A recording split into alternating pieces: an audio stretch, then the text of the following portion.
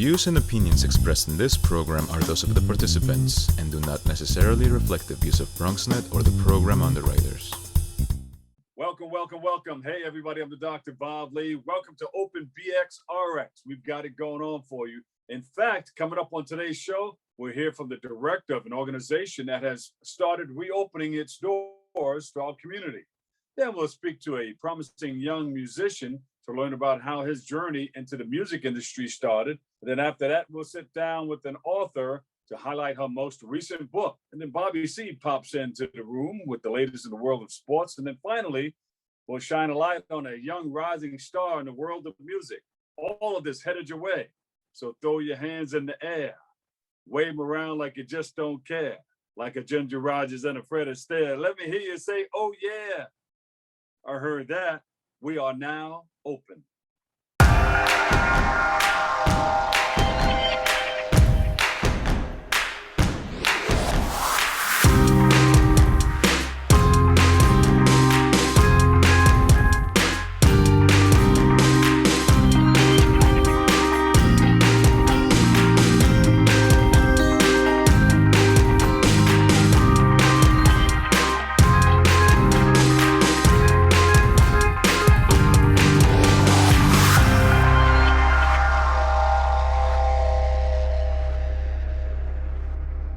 Here we go again. Welcome, welcome, welcome. Hi, everybody. I'm your host, Dr. Bob Lee, and you're watching Open. It's that live interactive program that brings the Bronx and New York City straight to your TV set.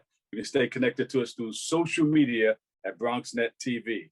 Now, leading things off, our first guest is the Associate Director for the Central Bronx Neighborhood Libraries, and she's going to join us today to speak about Phase 2 of libraries reopening.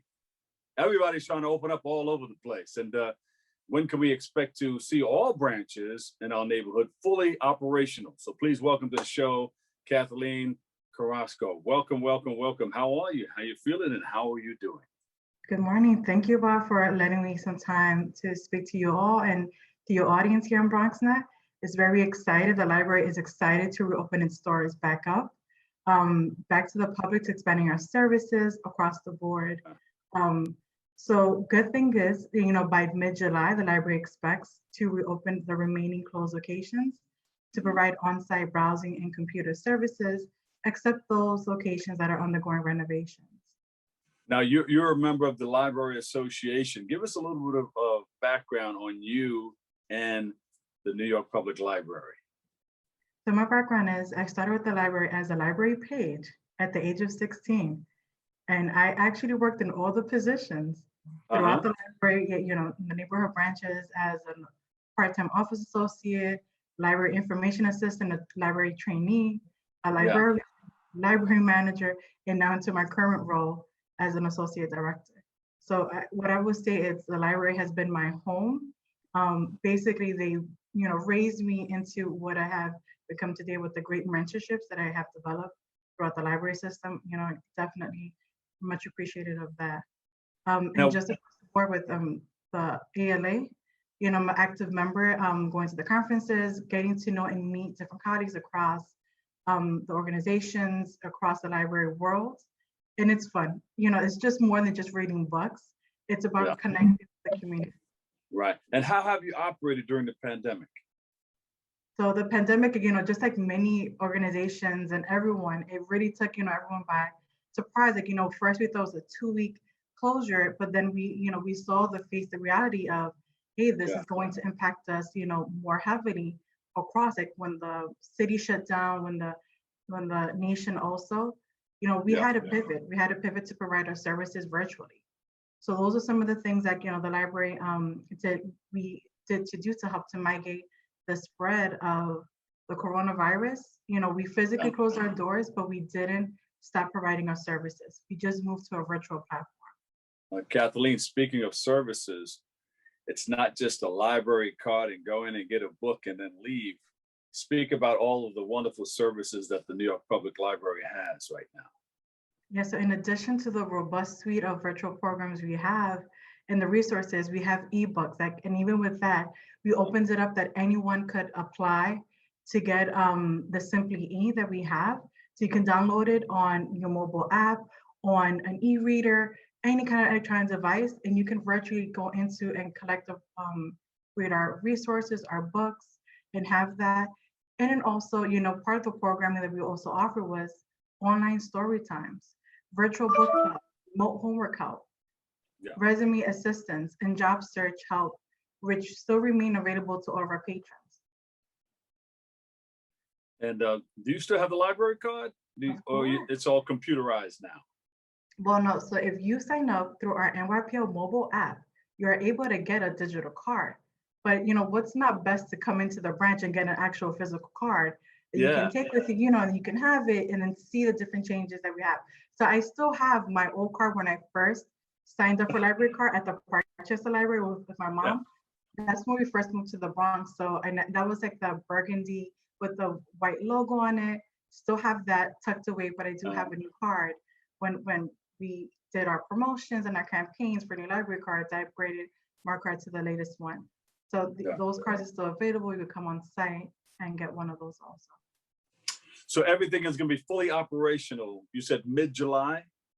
Yeah, so we're expecting to have our spaces expanded further, services as well by mid-July. So what that includes, it's a full complement of services such as general space usage, programs, but still virtual, in-person programming, we're going to allow to do that as circumstances allow. We still have to follow our safety protocols, which is, social distancing and still maintaining some type of level of, just about it all. Yeah, you still have to come in and wear your mask, right?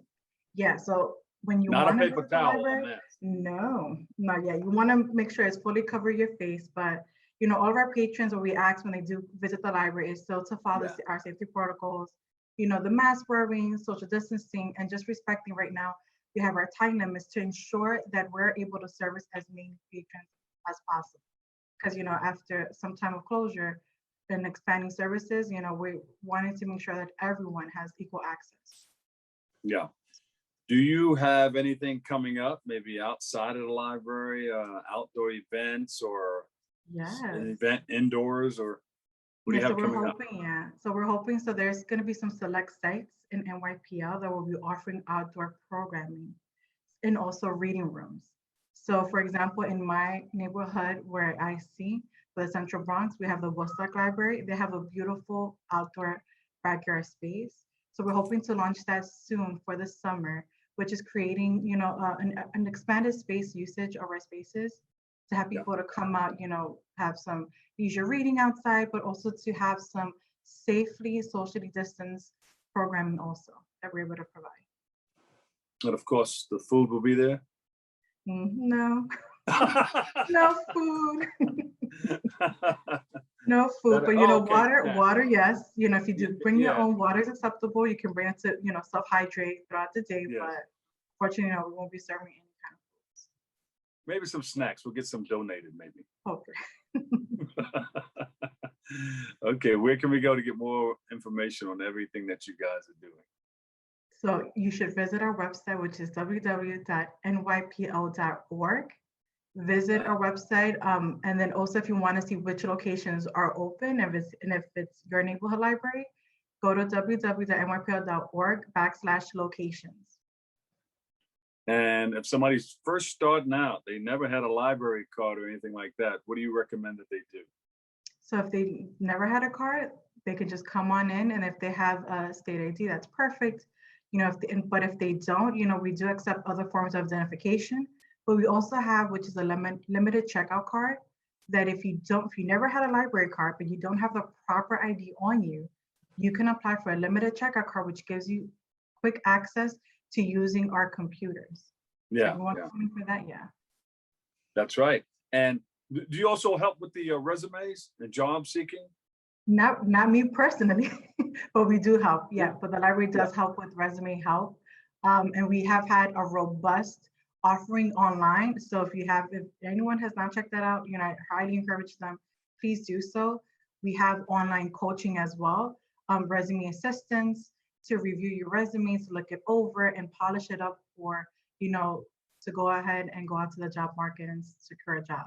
And you know, Kathleen, a lot of people are hiring around this thing. It's all over the news. We're talking about it on radio. We're talking about it on BronxNet. People are hiring all over the place. Is NYPL hiring? So we're hoping to hire soon. So that's right now going into recruitment. So they're looking at some positions, and we're looking to hire in a variety of sorts. So if you are looking for a job in a career with NYPL, I do highly encourage to go to the nypl.org/careers and see what openings are there available right now. But in the future, definitely, we would like to expand our NYPL family. Kathleen Carrasco, thank you so much. Thank you. Thank you, Bob. Thank you so much for having me on your show today. Thank you. All right, the Associate Director for the Central Bronx Neighborhood Library. Go to nypl.org, right? Mm-hmm. Have a great day. And we thank you all for your services. We praise you. Thank you, thank you, thank you. Thank you so much. All right, we'll take a break right here. More open on the way. Don't move a muscle. Here we go.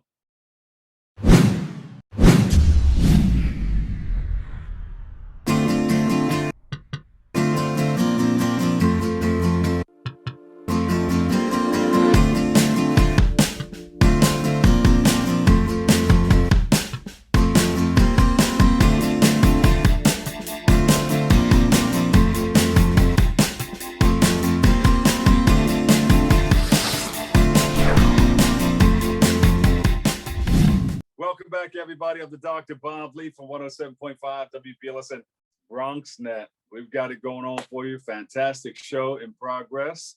Our next guest is an R&B singer, and he's with us today to highlight his journey into the world of music.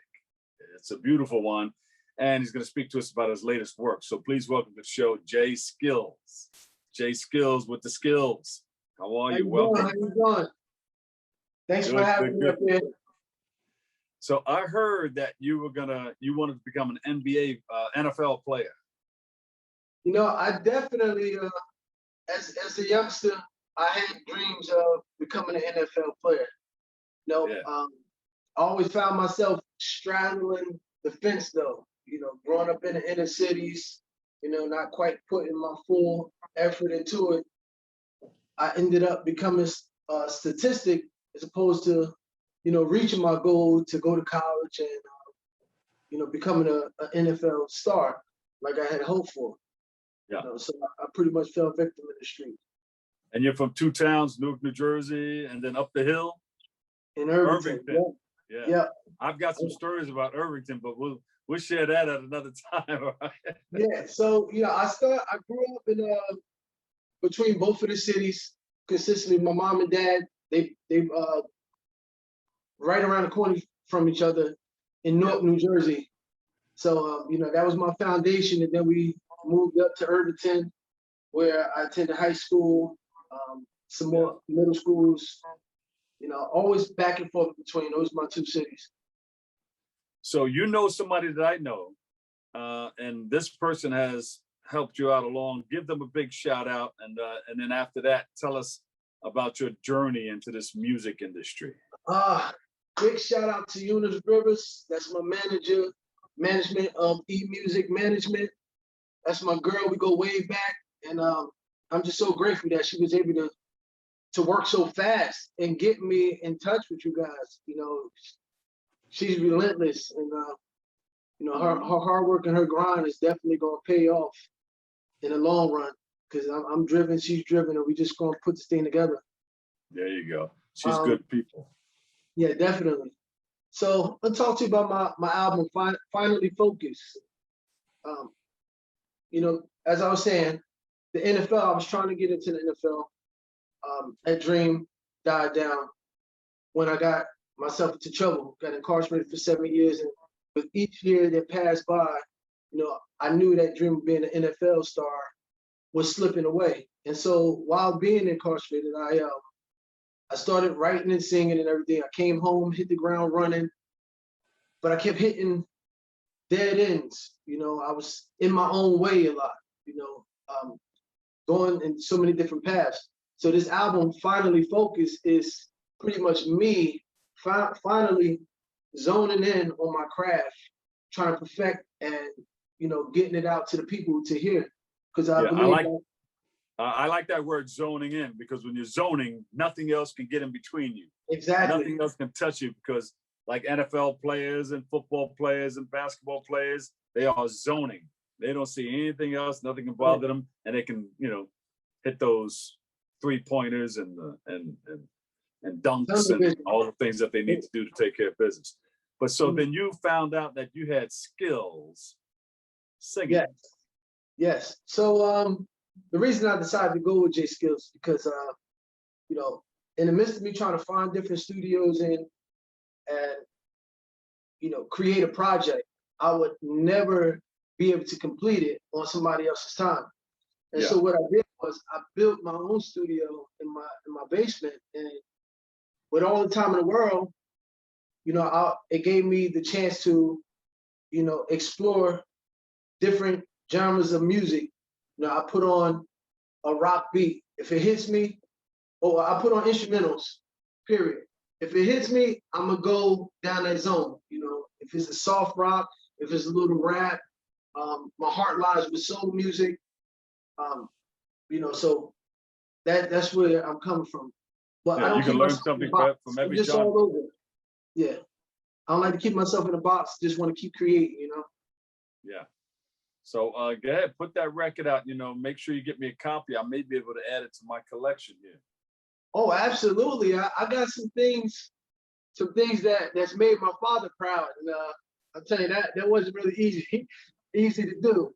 I would send him different music, and he'd be like, Wait. Those are not all old records back there now.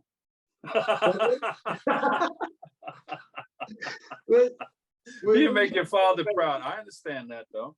Yeah, because Tell my Dad dad. I said hello. No doubt, I will. So, my mom and dad, they grew me up on things like the Shy Lights and the Whispers, Blue Magic, How I Love Blue Notes. And so the things I was pitching at them from the J Skills of rapping, it was like, it's good, son, but then I started hitting them with things of substance, what he call it, that soul, finding melodies and harmonies. I wrote this song called When the Baby Goes to Sleep. Yeah. And it was with that one song, it opened both of my parents up. They was like, wow, you put this out. Let us go back into what you're doing. And now they're like, oh, you really can do this. You got no skills, huh? You putting that flavor out there? I'm putting that flavor out there. I'm trying to bring the old school and bring it in with the new school. Yeah. Absolutely. Not throwing shade on a lot of the music out there, because like I said, I don't keep myself in a box.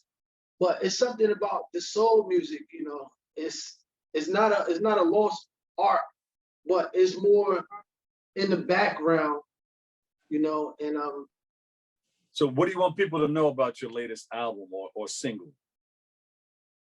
This is put together a variety of different songs, and you're gonna see a lot of my personality within each song. You're gonna hear a story. It's like a storyline. Actually, one song that's on the album, Baby Mel, is based on a true story. From my struggles. I was incarcerated when I found out about I had a 3-year-old son, so it's called Baby Mel. So it's definitely a good feel. You'll see how I go through a couple of different genres, but you'll also feel the soul that I'm trying to bring back to modern day music. Beautiful. All right. You're in there, huh? Feeling good about it? I'm zoned out. Feeling good about it? Absolutely. What's next? Are you planning on touring somewhere or? Yeah, so okay, so quick story, right? I've always been impressed with street performers down in the city and everything. Their desire to get out there and try to win over the passers attention with all the excitement that's going on. Yeah. And so I mentioned before, my focus has not always been zoned in. Now I'm feeling like, I know what it takes. I'm turning up the music. I'm turning up my grind. And so I've been going down into the city, performing on those streets. I got things set up where I want to go to Jones Beach. Eunice Rivers is getting me plugged in with talent. He's a comedian. Yeah. We're gonna have this big thing. Miss Chief's gonna be there. She's gonna allow me to to open up over there. And we just pretty much spreading out, trying to get different venues and doing everything that I was slacking on before. That's, me just doing the groundwork and getting out to these places. So Jones Beach is on there. I'm going to be hitting the city. You might catch me in the subways. Anything to gain that exposure. That's what I'm going after. And talent has great talent, and you can sing too, Appreciate it. Yeah. I mean, you and Eunice. Yeah, and so and we're gonna hear some things coming from the both of us, duos, duets, rather, and it's gonna be something special because, like I said, I cut the middleman out. We can sit down in the studio all day and just make magic happen. We're not on somebody else's time, somebody else's dime. We can just grind out. So this is it. This is what you want to do. You have the This skill. is what I want to do, and passion never fails. And like I said, I'm finally focused, and I know exactly what I need to do to get to that next level. And I'm grateful that I got Eunice in my corner to help me get there. That's beautiful. And Jay, since you've been through it, what do you tell others who are trying to get to it? Oh, I'm gonna use that again. You just came with that off the top of the head, huh? It's nice. Yeah, I'm gonna use that again. Since you've been through it, what do you tell others who are trying to get to it? Just zone in. Don't get out of your own way. Don't procrastinate. Don't wait for people to try to lift up those rocks for you. Hit the ground running, stay focused, and just lock into your passion. There you go. Nothing to stop you. Man, nothing can stop me. I'm all the way up. All the way up. There you go. Jay, where do we go to get more information? Website, social media? Yes, definitely. You can find a lot of my music on ctgmg.com. That's www.ctgmg.com. On Instagram, it's jskills20. You can email me at jskills20@gmail.com. I also have a fan page, J Skills, on Facebook. That's everything is building up. So you can find me on Facebook, you can find me on Instagram, and find me hopefully in a city near you soon.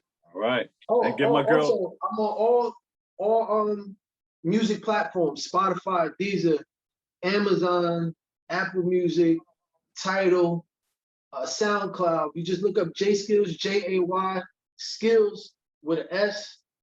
You can find me and listen to some of my music. Yeah. Give my love to everybody, all the people that you mentioned when we were talking, and thank you for coming on, and you're always welcome to come back, okay? Thank you. I appreciate it. All right. R&B singer, Jay with the skills, Jay Skills. Jay Skills. We'll take a break. We've got more open. We've got more open coming up next.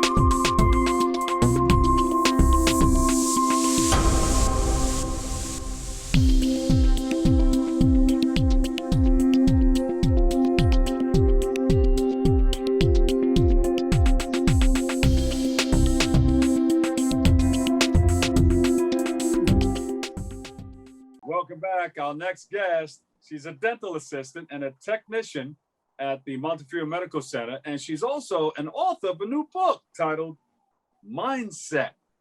Now, mind you, this is her first time on, but she's got a lot to talk about. She's here to speak about the book and the message that she hopes to send her readers through it. So please welcome to the show, Sandra-Miller Berry. Sandra, welcome, welcome, welcome. Thank you, Dr. Bubbly, and your producers for having me on your show.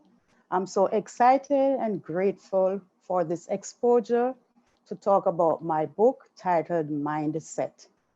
Oh, yes, God is good. All the time. And all the time. God is good. Give us a quick synopsis of the book. Okay, my book about mindset is to inspire and uplift someone. The book has 4 chapters: deep breath, take control, stay focused, set goals, with 16 subtopics. It's a 60-page purple literary fiction book, small but powerful. Purple is my favorite color. Yeah. The main objective of this book is to inspire and uplift, to send a message of hope and faith through my journey with COVID-19. My intention is to use my book to connect my fortunate and unfortunate experiences and encounters in life with potential readers. I exercise faith, jumped hurdles, and push away obstacles, which move me from a fixed mindset to a growth mindset. If you have ever faced problems or disappointments in life and came out of these situations with key points and a good and strong mindset, then it's an inspiration. So it's an inspiration to lots of people. Yes. But what inspired you to write the book? Okay, what inspired me and motivates me to write this book and to publish it, which is my 3rd published book, is due to the global pandemic, COVID-19, which I started to write during my quiet quarantine time, where I did a lot of self-reflections or introspection, which widens my self-awareness. When I say quiet quarantine time, I'm referring to the months of March and April 2020, when the pandemic hits the hardest in New York, specifically Bronx, New York. I was lucky as a healthcare worker to be home 24/7 due to a procedure I had.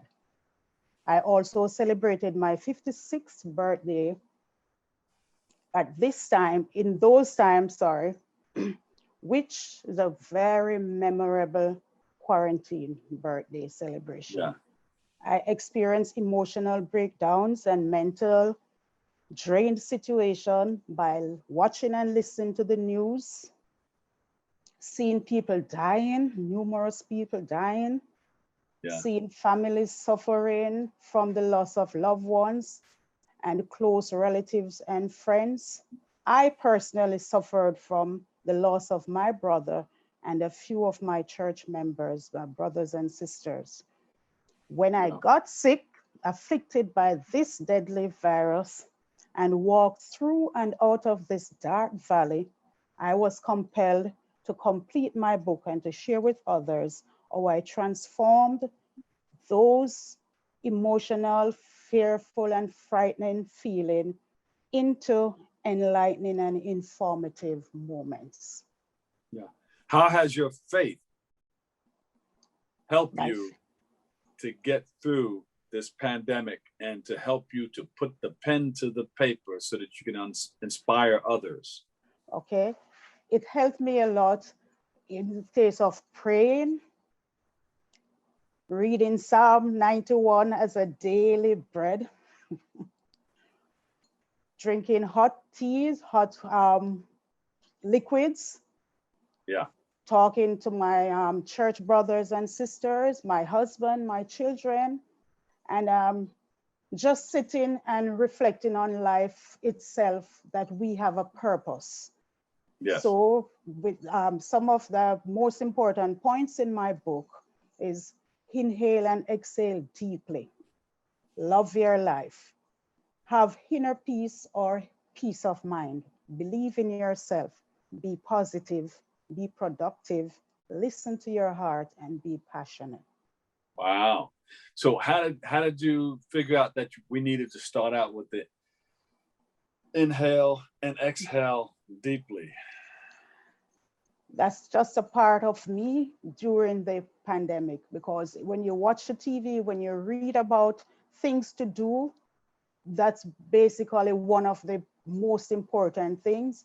Take a deep breath, hold it, and hold it for 5 to 10 minutes, then slowly let it out. And this will, you're exercising your lungs. Work those lungs, because that COVID-19 wants to come in and tackle some things inside of your lungs. Right. Yes. So how did you, where did it go from there? Then I learned to believe in myself, to believe in God, and to pray more reverently, knowing that God will walk us through if it is His will. So what do you want people to take from the book after reading it? To take that we all have a purpose in life, and that we should have a unique value of our own willpower. Powerful. Yes. And this is you said this is your third book. This is my third book, and this was done out of inspiration and sympathy for persons who have lost loved ones in this pandemic. And when you think about writing a first book, you think about a second, a third. Is there a fourth in line? Yes, that's coming up. I haven't decided on the title yet, but I know I'm gonna do, because I'm so inspired when I see, when I get feedback on the book, how inspiring, how touching it is to those who read the book. So I'm happy about that. My mission is completed with that book. Mindset. Mindset. How did you come up with that title? Because thinking about what happens to me during the pandemic, how I sit every day, how I cried, how I wonder, how I think, am I gonna make it through? Is the world gonna make it through? And then I have a few friends, church sisters, who were also afflicted with the virus, and they pulled through. So I think about it, and I said, okay, this is a mind thing to get over the pandemic. Yes. And you said you prayed a lot. What was one of the prayers that you prayed? I prayed to God to spare my life, to spare those who are sick. Before I was sick, I always pray for the people who are sick, and pray for the doctors and the nurses, for the families, for them to go through without being in sufferation longer than. Yes. And where can we go to pick up your book? It's on Amazon.com, www.amazon.com/DP/B09-3CHHXBQ.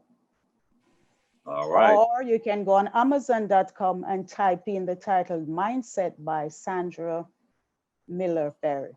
As a matter of fact, Lady Sandra A. Miller Berry. There you go.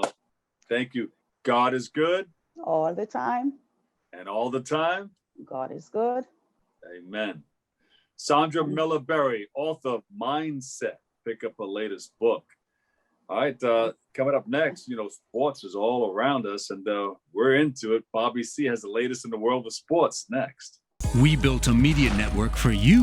BronxNet TV. Come learn in your new state-of-the-art studios at Lehman College. At Mercy College. And coming soon to the South Bronx in the Hub. Inspire with your stories, culture, history. Your Bronx on BronxNet. Engage with us. Connect with us at your channels and at BronxNet.tv. Learn, engage, inspire. BronxNet TV. From the Bronx to the world. BronxNet.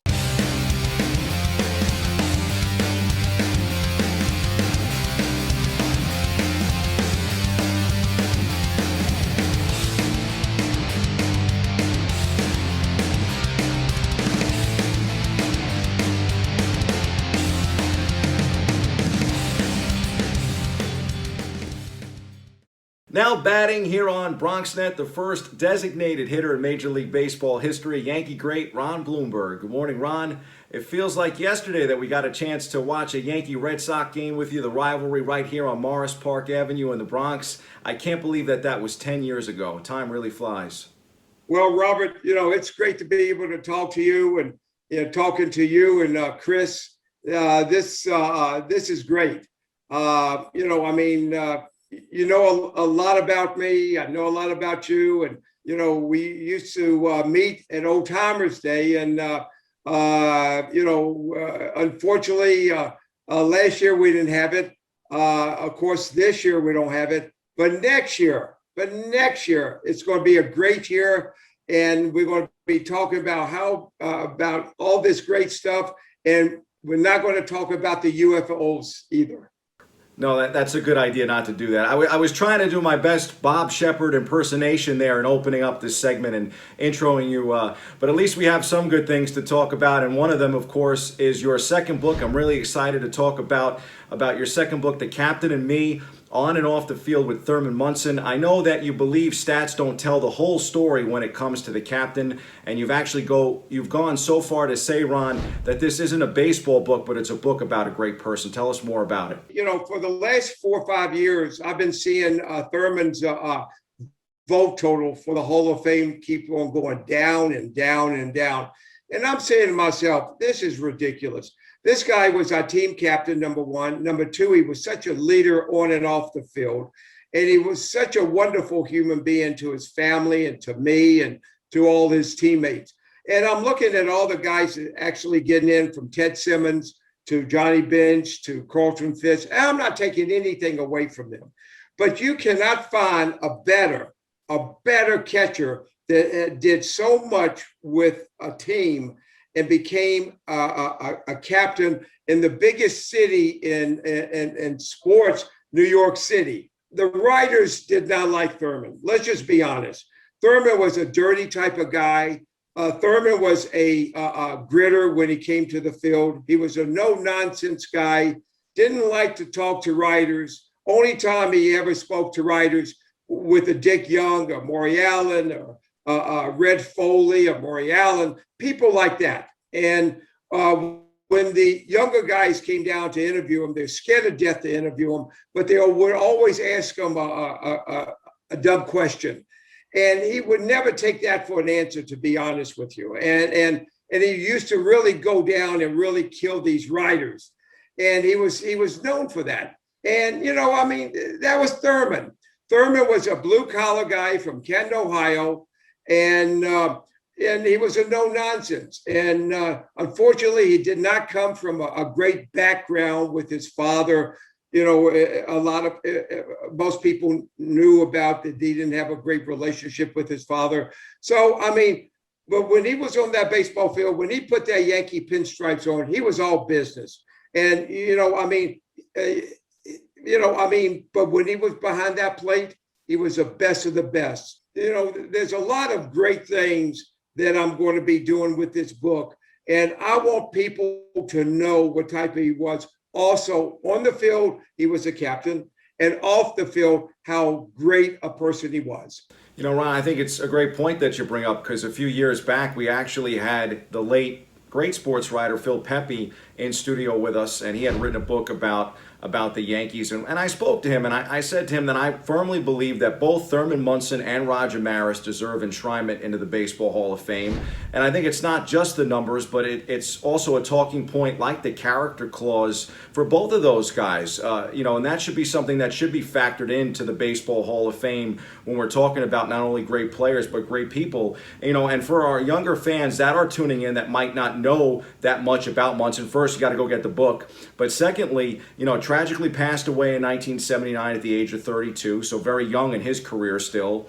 That following that plane crash in his native Ohio. Munson was a 7-time All-Star who won Rookie of the Year, 1976 American League Most Valuable Player Award, 3 Gold Gloves, and 2 championships. I said to Phil on the show, Ron, that like you mentioned, you talk about contemporaries. I think Thurman Munson was definitely as good as Gary Carter. I think he was definitely as good as Carlton Fisk. and now Ted Simmons going into the Baseball Hall of Fame. The only player of that mix that might get more credit than Munson is probably Johnny Bench. I think so too, because they had that great team with Cincinnati, and he hit quite a few home runs. Okay, let me talk to you. Well, I'm throwing out the stats. Okay, I'm talking about just catching. I'm just talking about catching. When Thurman used to catch, he became a leader. When he got behind the dish back there, he became the captain. He became a superhuman person. This guy could control any pitching staff in the game of baseball. This guy, we didn't know anything about analytics, about how to play this guy there, this guy, you look in all the computers. This guy had it in his head. This guy, when he was back behind the plate, he knew exactly the pitcher that he had on the mound. Now, do you have to baby that pitcher? Do you have to kick him in the butt? Now, do you have to, hold him, embrace him, and say everything is fine? He knew exactly how to, his temperament. He knew how to take care of that pitcher. But he knew exactly every hitter that was up there, and knew how to call a game if he had to throw the ball inside and away, if he had to call a slider away, he had to call a fastball behind his head. Thurman was that type of guy. And nobody can ever tell, hey, Thurman didn't have the greatest arm in the whole world. He didn't have the greatest arm, but he had the quickest release ever as a catcher. If you look at the release, as soon as he got the ball, he just threw. Okay. Now, but if you look at, how many guys he threw out, because number one, he was very unorthodox how he threw. He would throw over the top, threw on the side. He throw the ball like a submarine, and always get down to second base. Even if he got down to second base, even if it took a one bounce throw, it was right on the bag, bang, bang, like that. And he was so good about that. And look what he's done. Hey, when you play in the city of New York, you play into the biggest city, the best fans in the whole world, and they know everything. I think you make that point, Ron, that Thurman Munson definitely had the makeup to play catcher. And that's why I couldn't believe that someone like Phil Pepe, who was so involved with the Hall of Fame, it might speak to those bias that you were speaking of before, that he felt that Munson, isn't a Hall of Famer. I had no idea why, because he was a guy that Thurman didn't like. And I'm just being upfront with you. And he didn't like a lot of writers, but the writers that were the beat writers that was with the team all the time, they knew how to react towards Thurman. Okay, the younger guys, these are the guys who scared the death of them. So he had a bad reputation. Let's be honest, And what I wanted to do with this book is to really show what type of a person he was off the field. He was a wonderful family person. Him and Diana was a high school sweetheart. He died in a plane crash because he wanted to stay home and see his family. They had an off day in Cleveland, and he wanted to go back home to Canton, and that's what he did. And being his roommate for 5 years, we did so many things together. Robert, we did so many telethons. We did the Jerry Lewis telethon so many years. We did the Shriners telethons every single year. He loved kids. Whenever there was a child that was sick, he would always hug them like it was his, and always had a baseball to give to them. And, and the parents were always afraid, because when they saw when Thurman would hug the kid and talk to him, they always knew what type of guy he was. He was really a rough type of guy, because half the time he came to the ballpark, he never shaved. He looked tough. He looked like he's been out all night long. He looked like he'd been sleeping underneath the rock the whole night. That was part one of our interview with Yankee great Ron Blomberg. Tune in next Monday for part two.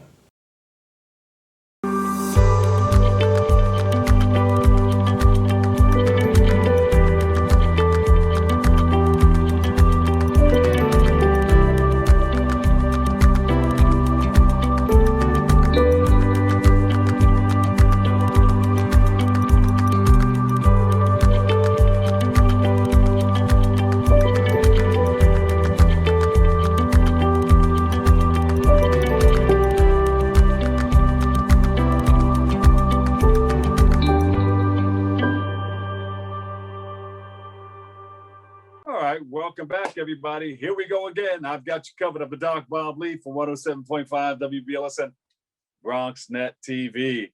Our next guest is a trained vocalist, lyricist, artist, and a rising star in the world of music. She's got it going on. Right now, she's in LA doing her thing on the acting tip, but it's okay. We'll find out all about it. She has that new release, a new single called Runaway. So please welcome to the show, Amanda Holley. What's going on? Hey, Dr. Bob. Amanda, it's always a pleasure to see you. So wait a minute, you're not in New York? No, I'm in LA and I'm not in my own space even because I don't have a permanent place out here just yet. But well, I'm not moving. I'm just bi-coastal. It's okay. It's okay. You know, I'm glad to have you on, and you're always welcome to come on BronxNet. Oh, I'm so excited to be here. I miss being in person. Hopefully we're almost there. But so I heard you were fiending. Tell me about it. Yeah, always.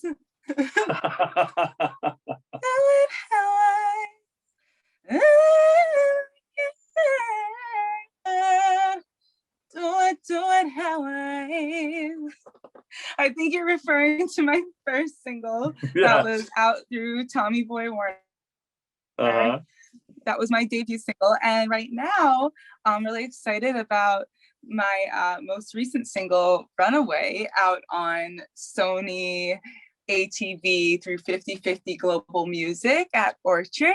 So, yeah. So you continue to be fiending then. So Absolutely. Wait a minute, tell us about the new one, the latest. Run away, run away, run away. It's called Runaway. And it's actually to me, it was like a real statement on just getting past the craziness and not just like taking less than I deserved as a human artist and a female, walking away from some crazy type situations, and getting into a higher vibration. And the video, everything really reflects my actual journey here, which is crazy because I didn't even realize that's what I was doing at the time. We did have a little soft release of it, like right before the pandemic. Then the pandemic happened, and then this company came in and wanted to re-release. So here we go, and we're just like kicking off the EP with this, and we'll go from this into the next one, which I'm really excited about. Let's go. And so wait a minute. I heard you snuck out into LA. Are you working on something out there? Yeah, I like snuck. I feel so weird because we're on my phone screen right now, and like everyone is with me. So I'm really trying, and then I'm like, oh wait, the phone camera. Okay, over here. Don didn't tell me you were sneaking out into LA. Yeah. I'm out here just getting, we're shooting. I'm also part of a TV show. I think I told you a little bit about it. It's a reality show. My director, Bobby Chance, she is E! Hollywood's acting coach to the stars, and the executive producer, Larry Namer, founded E! Entertainment, and the show just kind of like follows our journey as actors, but also because I'm a singer, obviously follows my life as a singer. But it's really cool. It has a lot of different known actors involved, but really what I love about it the most is just like the raw art of it, and just really digging into the emotions and the characters, and of course my friends on the show, my cast members who I love so much and I miss, and hopefully get to catch up with while I'm out here. Wait, who are these cast members? Shout them out. They're actually unknowns. So, I mean, you'll be seeing them, I guess, when the show airs in 2022. And then we have, different known actors on each episode. It's a surprise. Yeah, it is a surprise. Did they finish shooting already? We shot, actually, we were in development for like about a year. So we already shot a ton, and then obviously we shoot some like when I'm in New York, or we're back here off the cuff, but like everything for the beginning is officially done, so that's good. And then I've been shooting videos and just working on all the content for all the upcoming records, which is a lot. And I have different Grammy and Oscar winning producers on this album. And I feel like I'm just like ready to explode. From the time that, so the writers on Runaway, Davis Chris, myself, and Cecily Wagner and Shane Foster is one of the producers. Davis Chris also produced the record. Since we cut this record, they've just charted Billboard 5 times in the past year. What? And they were the up and coming producers on the album. So yeah, it's kind of crazy. And just the way that it came about, like I didn't even want to go to the studio because I had a flu that day. I always want to go to the studio, but I had a terrible flu. I was in LA. I had just played Pacific Design Center Open Style Fashion Week, and I could not get myself like moving, but I was like, okay, I'm gonna go. And I'd never worked with them before, and we got in, and within about like literally under 2 hours from start to finish, the song was done, from the production to the writing, and I cut all my vocals. And I thought that, you know, emotionally I was all the way there, but I figured, you know, of course I'm gonna cut this when I'm not sick, you know, and die. No. So you weren't satisfied. You said, maybe go back and do some more. Well, that's what I thought, but we ended up keeping it in its original form, and I never went back in, and that's the record. You know, when you're dedicated and you're in the business like you are, and like a lot of other people are, you know, sometimes you can't tell, the average person can't tell if you're feeling bad, and they don't want to know about that. So sometimes you can do your best work like that. Yeah, it's funny because, you know, it's almost like I wasn't able to think about it, you know. So what you're hearing is just like me just honestly asserting myself in the situation and the record. And I think I'm hoping that, you know, my fellow boys and girls could really gain something from my journey in this album. Like especially this first one is probably the sweetest of the next few records of these singles. The next one's a little bit more aggressive. But I think it's important to not be afraid of our own power, you know, especially in relationships and as artists and in what we do. So yeah, it's really hard because I feel like I'm like sitting on like my life's work, and it's just gonna start to come out now. So I'm excited. Let it flow, let it flow, let it flow, let it Definitely. flow. So music is a big thing in your life. What else? Yeah. What else is big besides music? I don't know, because you're doing a few things. Acting, and you're able to put it all together. It's all entertainment. Yeah, they're all intertwined. Acting, I say, is like right there with the music. I've been acting ever since I was a little girl. I used to do a lot of off Broadway shows growing up. So it was just kind of a natural progression for me to get into TV and film, which is something that's on the horizon. And I'm very excited about. Actually, initially, I thought that I would just be doing like soundtrack stuff. I actually did a title track for a film that's out on Showtime, or just left Showtime, but it was on Showtime for a year. I didn't expect for it to be the title track. The director, Mark Brown, did the Barbershop franchise. And so, yeah, I ended up with the title track on that. It's called Sharon 123. But now what keeps happening is that different directors and producers are like, are you an actor? And it's like, well, yeah, actually I am. So that's next. But growing up, I had a lot of Tony and Emmy winning mentors who took me under their wing, and helped me cultivate my abilities as an actor. And I think that the two are very closely related, you know? Yeah. So. Well, I like your work ethic, and I like what you're doing. You're putting all these things together, even through the pandemic. You know, you had to get your pandemic hustle on also, because a lot of us were sitting back, but we were able to get creative within our own environment. And hell yeah. And get ready to come out with something really, really nice. But thank you so much. Where can we go to experience a lot of what you're doing? You can find me on Instagram at Listen to Amanda, just for like day-to-day updates and whatnot. Spotify, Amanda Holley, iTunes, everywhere. And my website is amandaholley.com. So yeah, Twitter, Listen And to Amanda, Amanda. your latest work is there, right? Yes. Okay. Yeah. We want to definitely check it out. We can't wait till you get back to New Very York. excited. Yeah, I'm very excited to come home too and tear it up in New York. We're already planning events, East Coast and West Coast for the year. So it's gonna be a fun year ahead for sure. I mean, the stage is where I'm alive. So when I'm not on it, it's like I feel lost. I haven't gone more than a couple of weeks without a show since I was 5, Bob. Like, yeah, wow.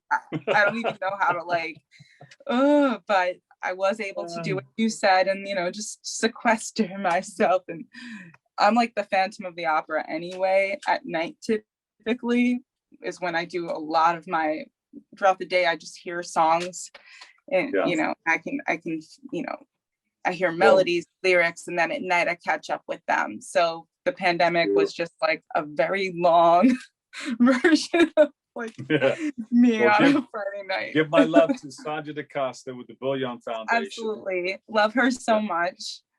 Yeah, thank you so much, Sandra. Give me that website one more time before we go. amandaholley.com, instagram.com/listen to Amanda, Spotify, Amanda Holley, iTunes, Amanda Holley.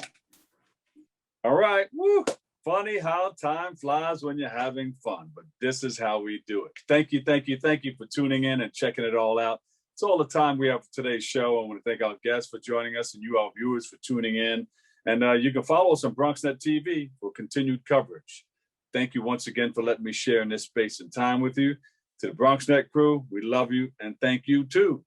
Always remember this: what you are is God's gift to you, and what you make of yourself is your gift to God. So choose your choice. Let your choice control the chooser of the Dr. Bob Lee, and I'll catch you over 107.5 WBLS. I love you all. Peace.